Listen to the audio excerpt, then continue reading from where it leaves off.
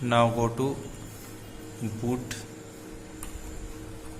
Always remember, for GPT disk you have to select the boot mode UEFI, and for the MBR disk you have to select legacy boot mode, so that it can boot from your hard disk.